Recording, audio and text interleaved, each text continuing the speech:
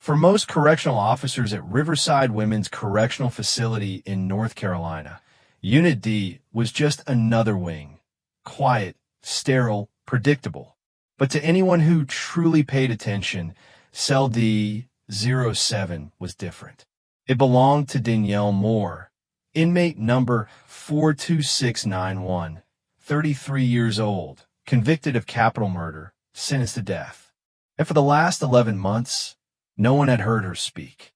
Not one word. Danielle had been placed in solitary confinement after an altercation early in her sentence. Since then, she'd spent 23 hours a day alone in a 6-by-9-foot concrete cell with a steel bed, a toilet, and a narrow slit for a window.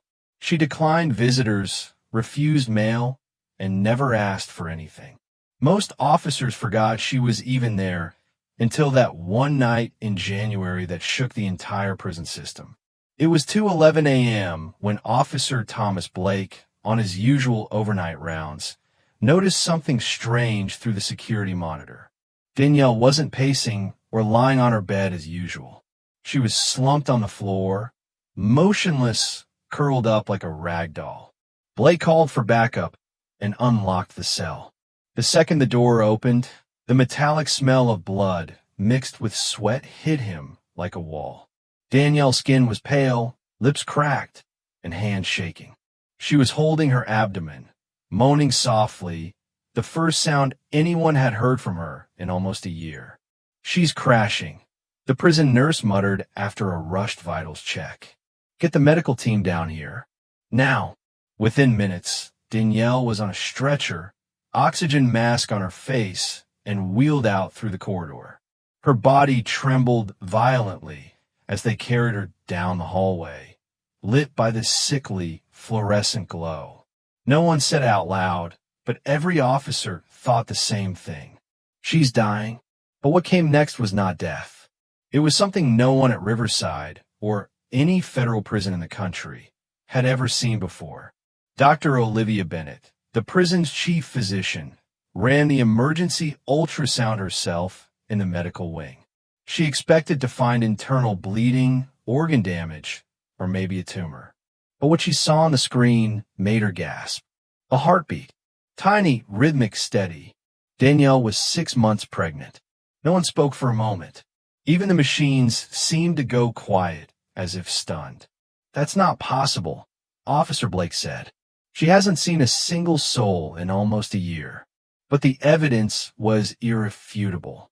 There was an unborn baby, about 24 weeks along, perfectly formed, wriggling inside the womb of a woman who hadn't had physical contact with another human being in over 300 days. They checked again and again. The results didn't change. Danielle Moore, the silent death row inmate of Cell D-07, was going to be a mother. By 6 a.m., the news had reached Warden Raymond Whitaker's office. He canceled all visitations and put the entire block on lockdown. "There is no room for rumor or chaos," he said sternly during the emergency staff meeting.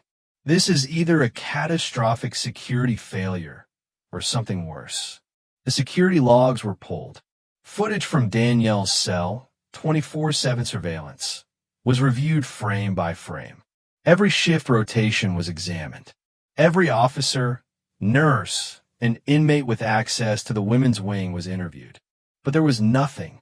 No evidence of physical contact. No unauthorized entries. No tampered cameras. No record of anything abnormal. The state's Department of Corrections sent 2 internal affairs investigators.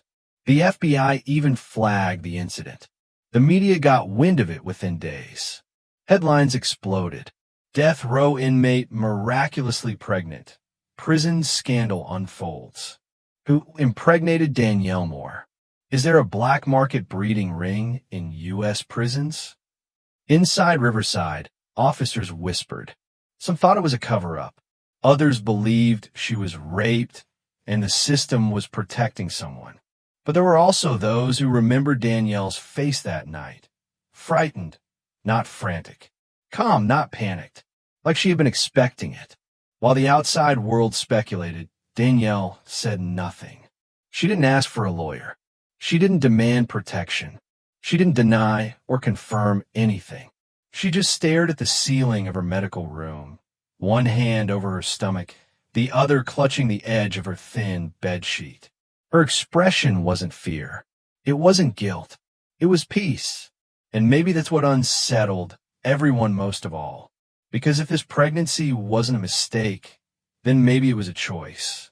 And if it was a choice, the world would soon have to ask, how could a woman on death row, cut off from the world, make herself pregnant, and why would she want to?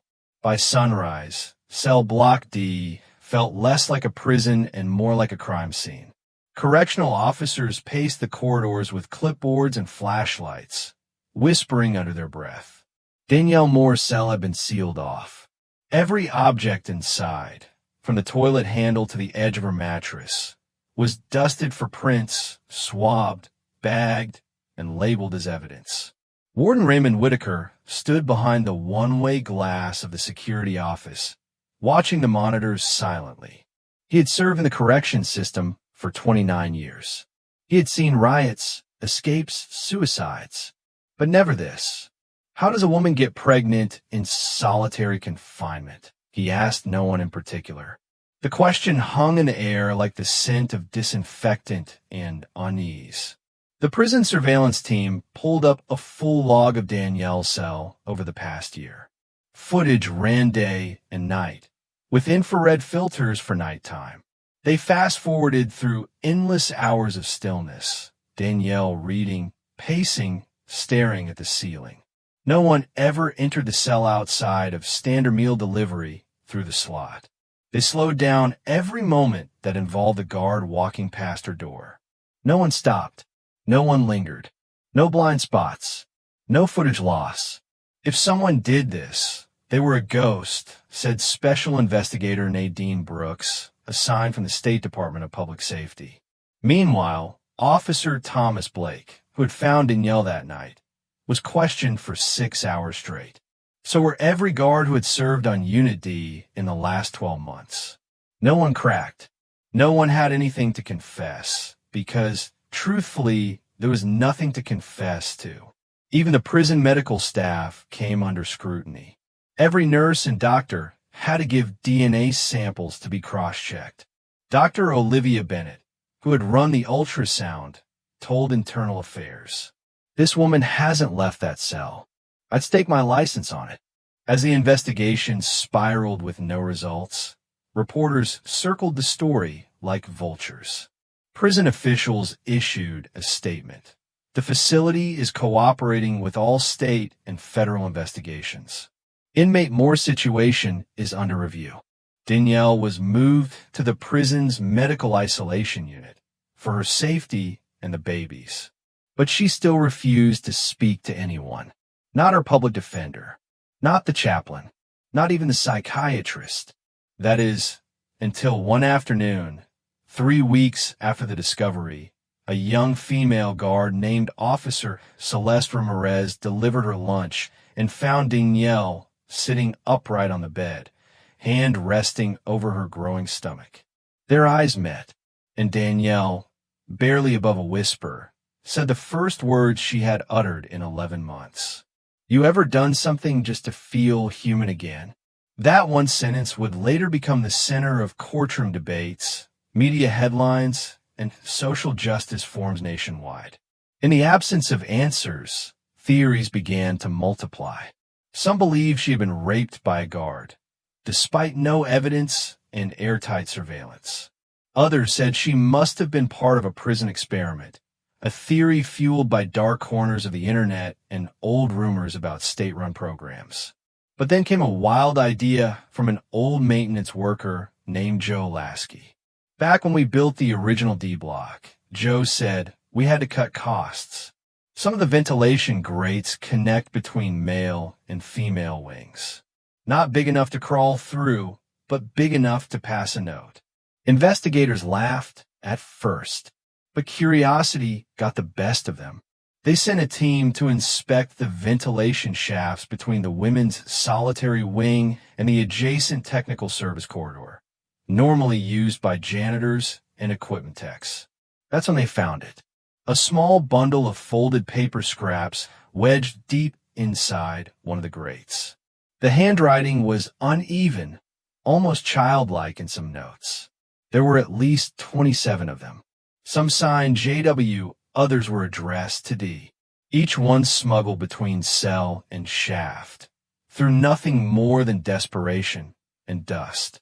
DNA confirmed what the prison already suspected. The biological father of Danielle's child was Jordan Walker, 26 years old, inmate number 58721, located in the men's wing, serving a 15-year sentence for drug distribution and medical fraud. Before his arrest, Jordan had been a third-year medical student at UNC. He had never met Danielle in person. Their blocks weren't even adjacent in the traditional sense. But through a web of old vents and a shared sense of abandonment, they had found each other. No physical contact, no favors from the guards, no hidden visits, just notes and eventually something more. What investigators pieced together over the next week stunned even the most skeptical among them. Jordan had, using medical knowledge, explained in writing how to collect and preserve his own sperm using contraband materials, a plastic glove, a saline packet, and an old insulin syringe. On her end, Danielle had learned how to retrieve it and self-inseminate, timing it to her ovulation cycle.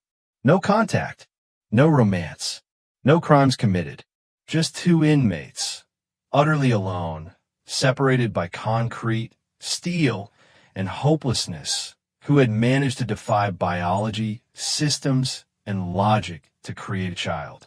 A child neither of them would likely ever raise. Weeks passed, but the storm surrounding Danielle more only grew louder. Her pregnancy had gone from a scandal to a phenomenon, and soon, from a phenomenon to a deeply uncomfortable truth that no one in authority wanted to confront. But the deeper investigators dug, the more undeniable it became. No one broke the rules. The system hadn't failed. It had simply never anticipated something like this. And it all began with that vent. The ventilation shaft that connected Danielle's cell to the technical maintenance tunnel was barely 6 inches across. The grate had gone unnoticed for years, coated with layers of dust, hidden behind a stack of old utility manuals and the blueprints. No one had thought it mattered. Until now. Forensic teams scanned the interior and found traces of male DNA on the inner edge. A series of messages, written on torn napkins, food wrappers, even a ripped prison handbook, were discovered tucked inside a rolled-up deodorant tube jammed into the corner. Each message had been smuggled one way and replied the next, over weeks, then months. One note read, "I miss seeing Sky. Do you?" Another, "I used to think about what kind of dad I'd be. Sometimes I still do." And this one, barely legible. "If you really want to try, I'll send what I can. But you have to be sure." The letters weren't romantic. They weren't lustful. They were intimate in a different way. Two souls scraping against the walls of their own isolation, trying to find something real in a world that had already labeled them unworthy.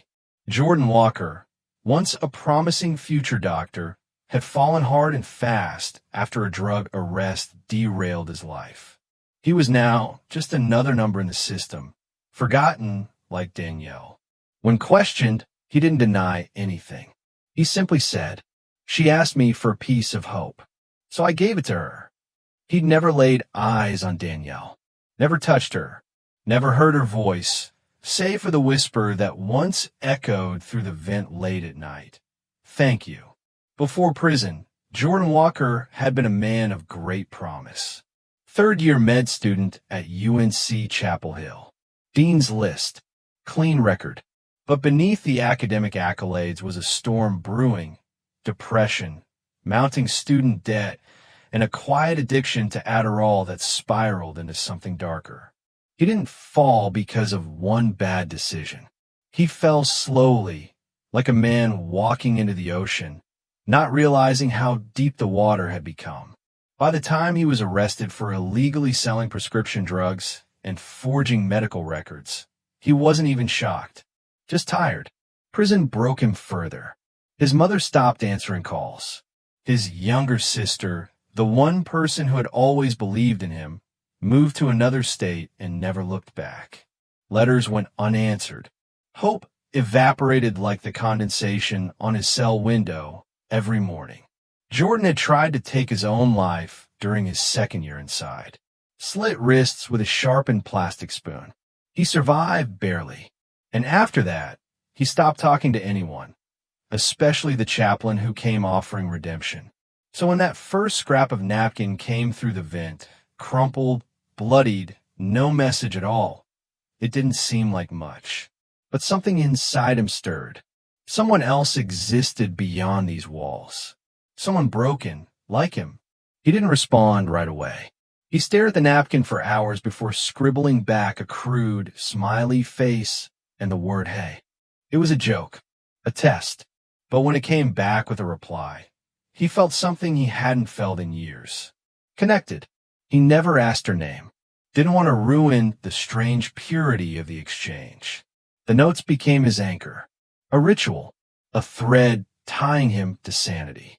She was a ghost on the other side of the wall, and yet more real than anything else in his life. In Danielle, Jordan didn't see a felon or a curiosity. He saw a reflection. Another soul clawing for meaning in a place that thrived on erasing it. So when she asked him for something he could barely give himself, hope, he didn't hesitate. He gave it. He described the process in full detail. How he timed the delivery based on the prison schedule. How they used coded words in their notes. How he researched homemade syringes using medical pamphlets and diagrams from the prison library. And then how he waited and waited until one day he received a message scribbled in capital letters. IT worked. When the prison board reviewed the findings, they were forced to confront a horrifying truth, not of misconduct, but of human innovation under desperation. There was no crime to charge, no breach in protocol, just two inmates, both broken in different ways, who found in each other something the system had tried to strip from them: agency. The media, once rabid, now didn't know what to say. Headlines turned from rage to awe. A baby born through bars. The impossible pregnancy of Riverside. She didn't want freedom. She wanted to give life. But what truly shifted public perception was what Danielle said next. When a reporter shouted through the glass at her as she was being moved to the medical wing, asking, "Was this your way out of death row?" she turned in, without emotion, replied, "No, I don't want to live. I just wanted to give life once." That sentence stopped everyone cold. Danielle Moore didn't want to manipulate the system. She wasn't looking for pity. She wasn't trying to make a legal case. She just wanted to matter, for once, and for something other than the worst thing she'd ever done. The state's attorney general reviewed the case. Federal statutes forbade the execution of a mother actively raising a child under the age of 3. And so, without legal fanfare, Danielle's sentence was commuted from death to life in prison without parole.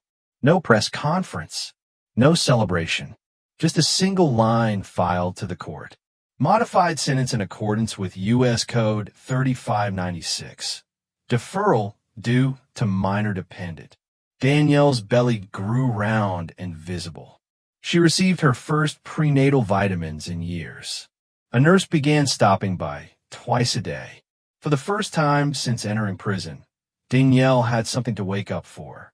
And in the cold stillness of solitary, where once there was only silence and shadows, there was now the quiet, rhythmic beating of two hearts.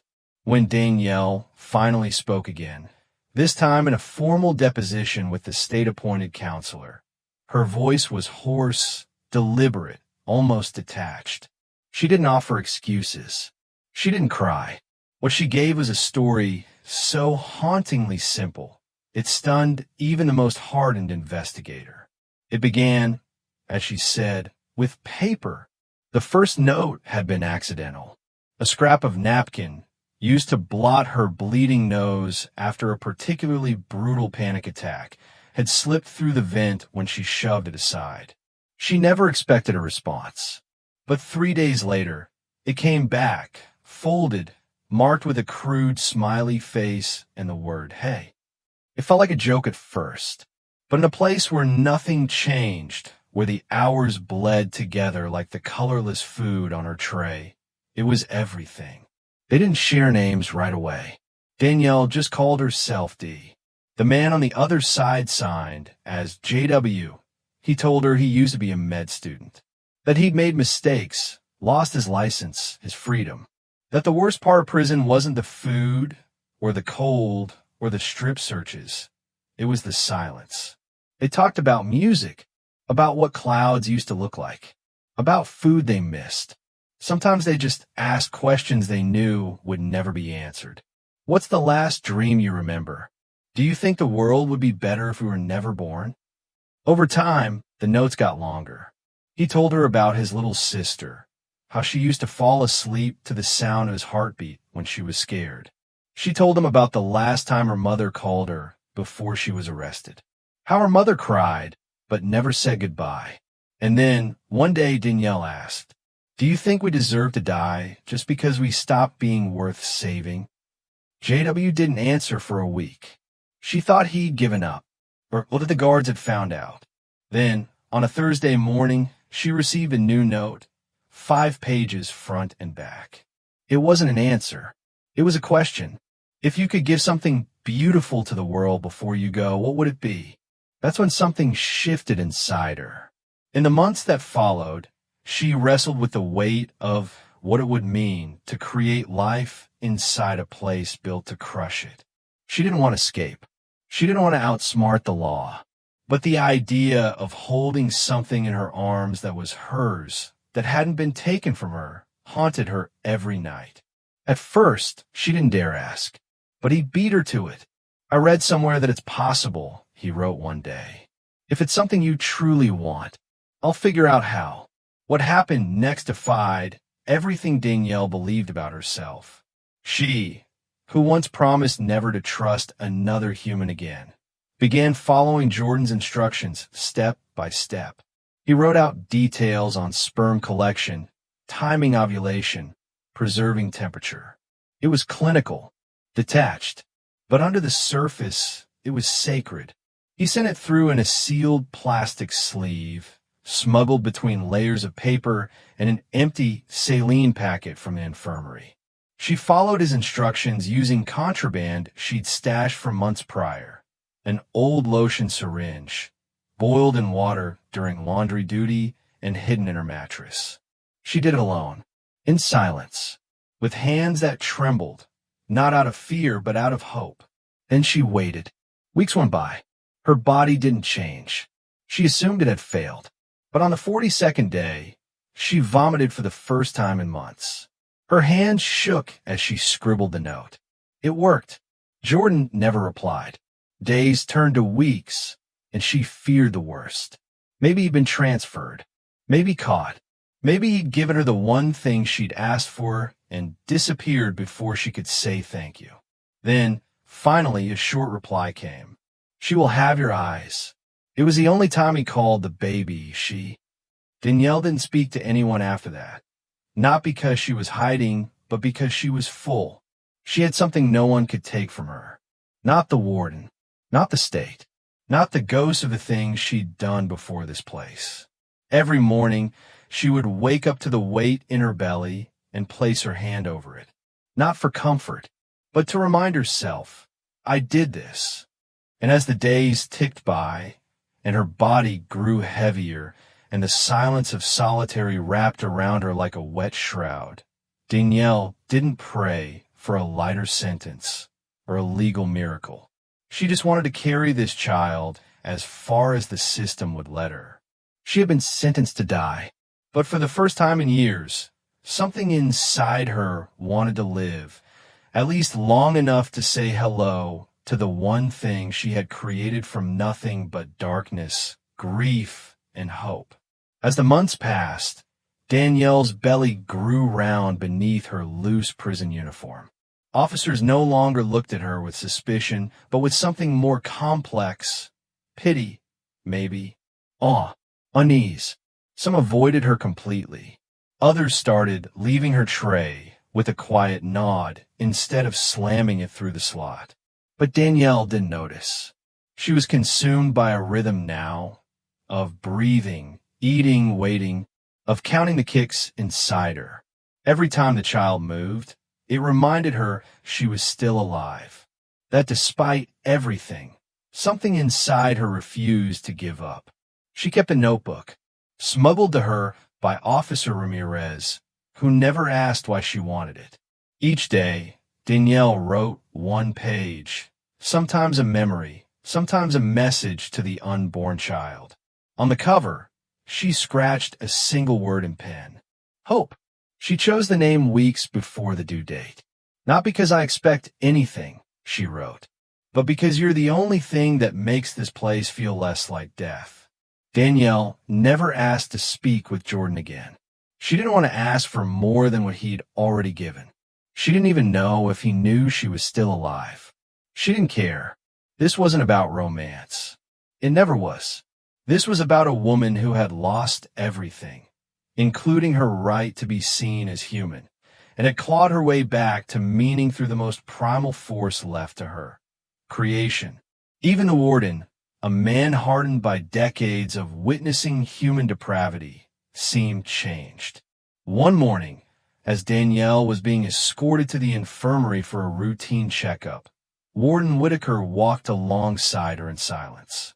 Then he said, almost too softly to be heard, "You know, they're still debating whether what you did was manipulation." Danielle didn't look at him. She just smiled faintly and said, "Then let them debate. My baby's heartbeat isn't an argument." It was the only time she ever smiled at the warden. On the outside, the story took on a life of its own. Pundits shouted on television about moral decay and prison loopholes. Religious leaders called her pregnancy either a sin or a miracle, depending on which side of the pulpit they stood. Protesters demanded an investigation. Advocates demanded compassion. And through it all, Danielle never once addressed the media. She only spoke once more to Officer Ramirez the day before she went into labor. Ramirez, folding a fresh blanket near Danielle's bed, asked, "Are you scared?" Danielle stared out the barred window at the gray morning light and answered, "I'm not scared of the pain. I'm scared she'll look at me and know." Know what? That I was never meant to be a mother. Ramirez knelt beside her and whispered, then proved that voice wrong. The labor began early on a stormy May morning. No sirens, no dramatics, just a soft groan in the dark and a trail of blood that led from her mattress to the infirmary floor. She delivered with no family present, no flowers, no warm hand to squeeze. Just Nurse Collins, a seasoned practitioner with tired eyes, and Dr. Olivia Bennett, the only person in that room who fully understood the gravity of what was happening. Danielle didn't scream. She didn't cry. When the baby finally emerged, squirming, wailing, perfectly alive, Danielle reached out with trembling arms. The infant weighed just over 6 pounds. Her lungs were strong. Her hair was black and thick, her fingers curled in tight fists, as if already preparing to fight for a life she didn't yet understand. Danielle held her close and whispered, "Your name is Hope, because I never thought I'd feel this again." That photo, Danielle sitting upright in the infirmary bed, swaddled in blankets, cradling her daughter, never made it to the press. It was never leaked. It hung only in one place, taped inside her locker behind her toothbrush and a small bottle of baby powder. By law, her sentence had to change. Under U.S. federal policy, No woman raising a child under 36 months could be executed. There was no debate, no hearing. Her sentence was quietly commuted to life without parole. Just like that, the woman who had expected to die now had decades stretching out in front of her. Danielle didn't celebrate. She just kissed her daughter's forehead and whispered, "It's not about me anymore." For the first time in her life, that was a relief. Danielle spent the next 3 years in a space that wasn't really a prison cell anymore. It was more like a cocoon, part sanctuary, part cage, where every moment revolved around the smallest heartbeat in the room. The first night with Hope was the longest night of Danielle's life. The infirmary lights never dimmed, and the cot she slept on was barely wide enough to cradle them both. Hope cried often, small, piercing wails that echoed through the sterile walls like sirens in a place unused to such fragile life.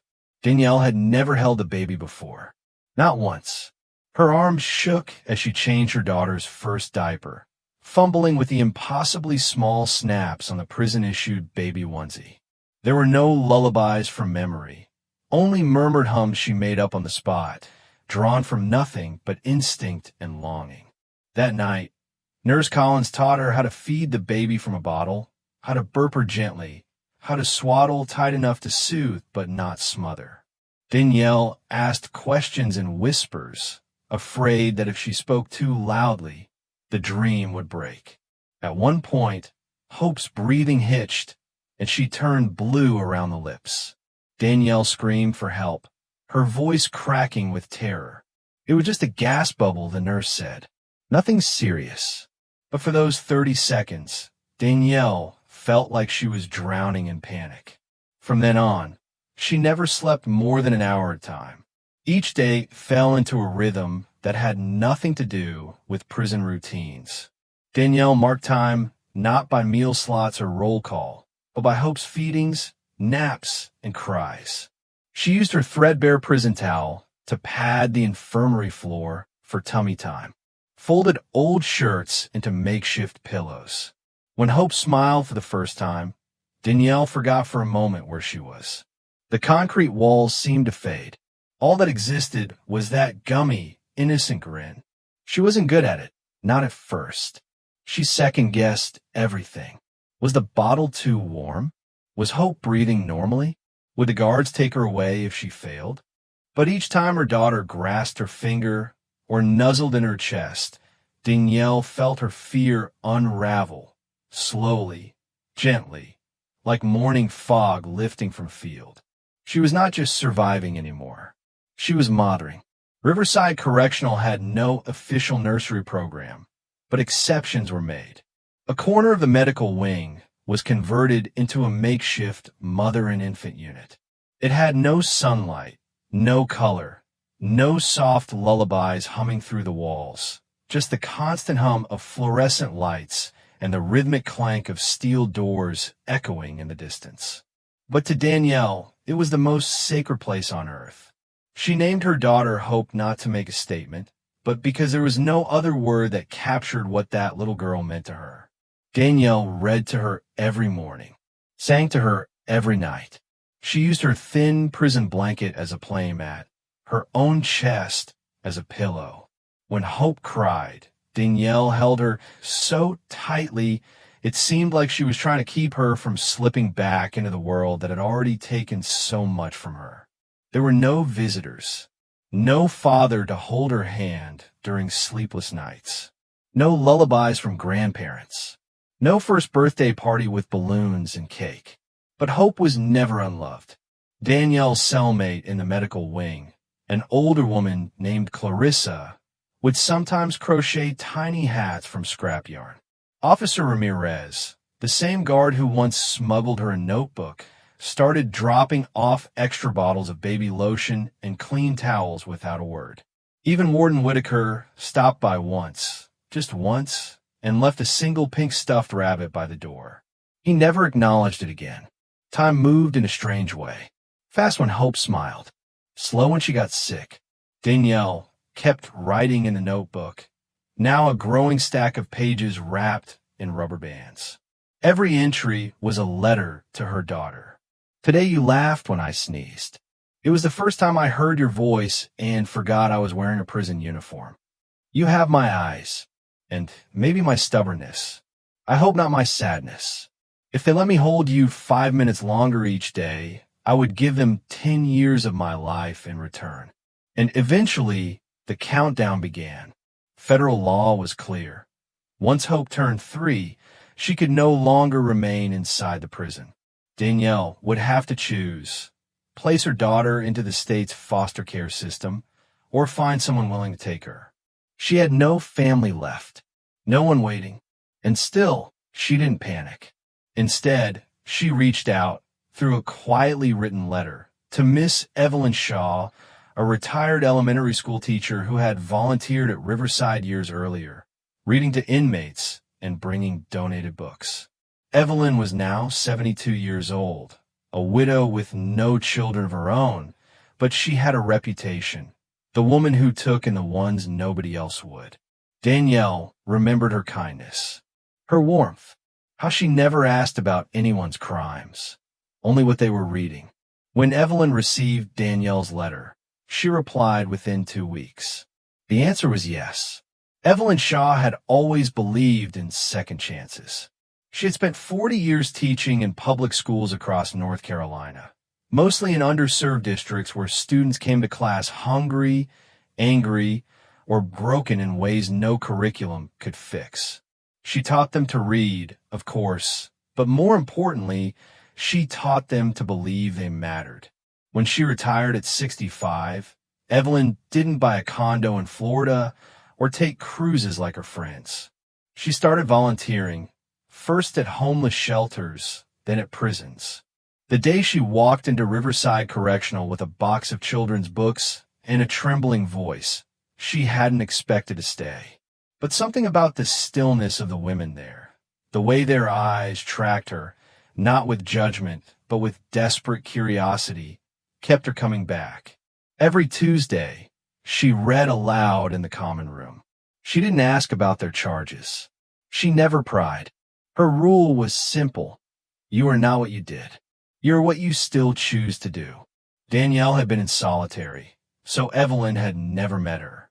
But when she opened the letter, handwritten in careful script, asking not for mercy, but for dignity, something inside her broke open. The letter didn't beg. It simply said, "Her name is Hope. I don't need her to know who I am. I only need her to be safe and warm and loved." Evelyn cried that night. She hadn't raised children of her own. Her husband, Henry, had died of cancer just 5 years into their marriage, and she'd poured the rest of her life into classrooms. But now, reading Danielle's letter under the soft lamplight of her kitchen, she felt something she thought age had taken from her: purpose. When she arrived at the prison on Hope's 3rd birthday, Evelyn brought no expectations, no conditions, just a warm coat, a small doll sewn from old fabric, and a promise. I will raise her like I would have raised my own. The moment Hope reached for her hand in the visitation room, Evelyn knew. This was not charity. This was a calling. Danielle spent the next month preparing for the goodbye. She didn't cry, not in front of Hope. She just held her tighter, smiled wider, and whispered every day, "You're going to be safe." That's all I ever wanted. On Hope's 3rd birthday, Evelyn came to Riverside. She was handed the child in the visitation room. No balloons, no cake, just a paper to sign and a door to walk through.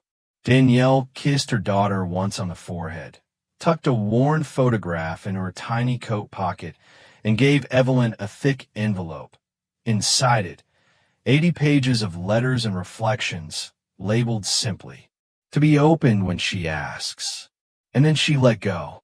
Hope didn't cry. She waved. Danielle didn't wave back. She just turned, walked back through the steel doors, and sat on the edge of her bed in silence. That night, for the first time in 3 years, there was no breathing but her own in the room. But that silence wasn't empty anymore, because she had filled it with lullabies, because she had once given life and then gave it away, not to be free, not to be forgiven, but to make sure that little girl had a chance in a world that had long since given up on her mother. And in that act, Danielle found something even prison couldn't take: grace. The days after Hope left were the hardest. Not because Danielle regretted her decision. She didn't, but because there was no longer a tiny heartbeat to fill the silence. The room felt cavernous, her bed colder, her body strangely hollow. She kept reaching for something that was no longer there. A small hand, a sleepy sigh, the warm weight of a child curled against her chest. And yet, she never asked for Hope back, never petitioned the court, never begged for special visits. She had made her decision, and she lived with it. Her only request was simple: that Miss Evelyn send a photograph of Hope once a year on her birthday. No letters, no phone calls, just a photo to prove that the world hadn't swallowed her daughter whole. Evelyn honored the promise. Each year, the warden himself quietly handed Danielle a small envelope. No return address, no message, just one picture. The first showed Hope holding a stuffed rabbit in a sunlit backyard. The second, her arms wrapped around Evelyn's waist, both wearing matching blue scarves. The third, Hope on a bicycle, her curly hair blowing in the wind, smiling so brightly it made Danielle press the photo to her chest and sob for the first time in years. Those photos became Danielle's ritual. She kept them hidden inside her Bible, tucked between pages that hadn't been read in a long time. Not out of faith, but because that was the only place they wouldn't be taken during cell searches. And once a year on Hope's birthday, she would open the envelope, stare at the photo for hours, and write a new page in the journal she had never stopped keeping. "You're taller now. You look strong. You look like someone who knows she's loved. I wonder if you remember my voice when you're falling asleep. I'm still here, baby. Just not where you can see me." Life inside Riverside returned to its routine. Danielle was transferred back to solitary, not as punishment, but because she asked for it. She didn't want distractions, didn't want noise. She had made peace with the rhythm of her life. Eat, write, breathe. She still refused media interviews. Offers came in, book deals, TV specials, even advocacy campaigns trying to label her the mother who defied death row. She turned them all down because she knew the truth. She wasn't a symbol. She was just a woman who had made mistakes that could never be undone, but who had also made something no one could ever take away. Danielle never spoke publicly about what brought her to death row. Even in depositions, she offered facts, not feelings. But in the quiet hours of the night, with Hope asleep on her chest, fragments of that past would rise, uninvited, unwelcome, and unforgettable. She was 26 when it happened, living in Greensboro, working as a waitress, barely scraping by, caught in a toxic relationship with a man named Caleb Myers, older, charming, and brutal behind closed doors. He isolated her from friends, made her believe she was worthless without him. And when he wasn't gaslighting her, he was trafficking pills through their apartment, using her name for fake prescriptions. She wanted out. She tried once, packed a bag, called a friend. But he found her before she reached the bus station. That night, he slammed her head against the floor and left her unconscious for hours. When she came to, she told herself she would never be that powerless again. A month later, after another violent episode, Danielle waited until Caleb passed out. She walked into the kitchen, picked up the same cast iron skillet he'd once used to threaten her, and she swung. Once, twice, 3 times. He died within minutes. She didn't run, didn't lie. When the police arrived, Danielle was sitting in the living room, cradling a pillow, eyes blank. She told the truth, at least the parts she could say aloud. But there were no witnesses, no proof of the abuse. Only a dead man and a woman who admitted to killing him. The prosecutor painted her as cold, calculated, said she could have called for help. said she waited for revenge. Her public defender was overworked and underprepared, and so Danielle Moore was sentenced to death. She never appealed, never fought it. In her mind, she had already died the day Caleb took her voice, and that night in the living room, she had simply ended what was already broken. It wasn't justice, but it was final, or so she thought, until years later, in the belly of a prison meant to bury her, she found something that made her believe, for the first time, that maybe her story wasn't over yet. Jordan Walker, the child's biological father, remained in the men's wing. He never reached out, never asked to see photos. But once on Hope's second birthday, Danielle received a note passed through Officer Ramirez. It was unsigned, written in the same handwriting she remembered from the vented letters years before. Thank you for carrying her into the world. I hope she knows she was wanted. That note, like the rest, she folded carefully and tucked away, not in her Bible, but in the back of the original journal. She never wrote back, because there was nothing left to say. Danielle's story slowly faded from headlines. New scandals took over, new outrages. The world moved on. But inside cell D07, a woman lived quietly. Not because she was numb, and not because she had been broken, but because she had finally found something no court could sentence, no prison could cage. Purpose. On the wall above her bed, Danielle taped a single piece of paper, one of the few things she'd allowed herself to display. It had no quote, no name, just 5 words in her own handwriting. She exists. That is enough. Years slipped by like pages turning in a book no one else was reading. Danielle Moore remained in cell D07, just as she had for over a decade. Her hair had thinned. Her skin had lost its glow. But her hands, those hands that once trembled as they brought a new life into the world, remained steady. Purposeful. She still kept to herself, still refused media, still wrote in the journal every single morning. It had grown to 6 volumes now, neatly stacked in a shoebox beneath her bunk. She didn't write for anyone else, not even for Hope anymore. She wrote to remember who she used to be, to remind herself that once, just once, she had done something good. Hope was now 8 years old. Danielle had received a photo of her standing on a beach, arms outstretched toward the horizon, sun haloing her small frame. Evelyn had included a note this time. Danielle almost didn't open it, but she did. Hope asked me last night if she had a mom. I told her yes, and that she was brave and quiet and had once loved her more than the whole sky. Danielle stared at the letter for a long time. That night, she took down the photo taped to the wall. She didn't cry. She didn't pray. She just whispered. That's all I needed to know. The guard said she was humming the next morning when they passed her cell. That was unusual. Danielle never hummed. That afternoon, she gave away the last of her toothpaste to another inmate down the hall. She folded her laundry with extra care. She even asked Officer Ramirez for a fresh pen. By lights out, she was still sitting at the small metal desk in her cell, writing one final page. When the guard checked on her 2 hours later, Danielle was gone. Not dead, just gone. Her body remained, but the Danielle they had once feared, then pitied, then quietly admired, had vanished. What remained was a woman with peace on her face, a journal tucked beneath her head like a pillow, and a single sentence scrawled in trembling ink. I didn't live long, but I loved hard. They buried her in the prison cemetery under a numbered marker. No headstone, no visitors, no flowers, except one.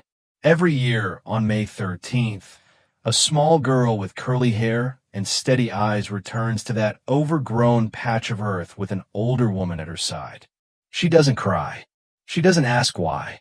She just lays a photo on the grave of herself smiling, running, growing, and says softly, "Hi, Mommy. I'm okay."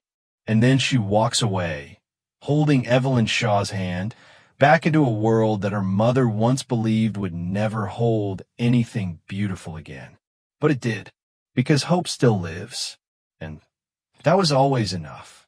Some stories don't end with justice. Some end with grace.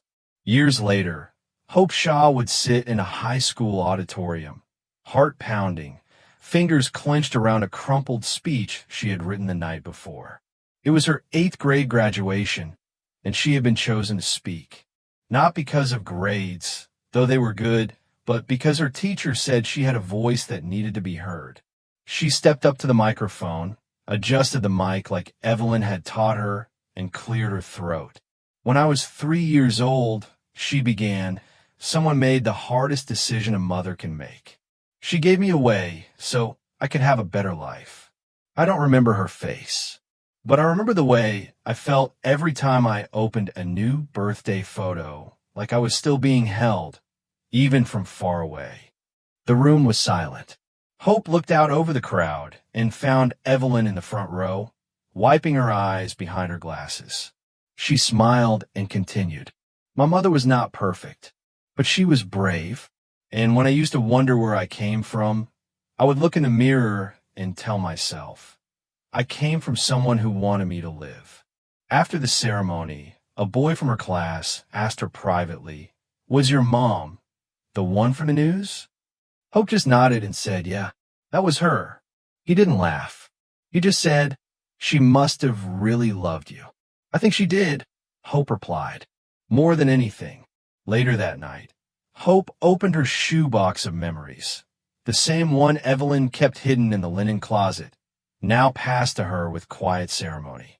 Inside were photos, Danielle's journals, and a sealed envelope she hadn't dared to open until now. She broke the wax seal and unfolded the page. If you're reading this, then I'm not beside you anymore. But I want you to know, the day you were born, you gave my life back to me. I don't ask you to forgive me. I only ask that you live bigger, braver, and freer than I ever could. Love, Mom. Hope pressed the letter to her chest and whispered, I will. And in that moment, the silence didn't feel empty anymore. It felt like legacy,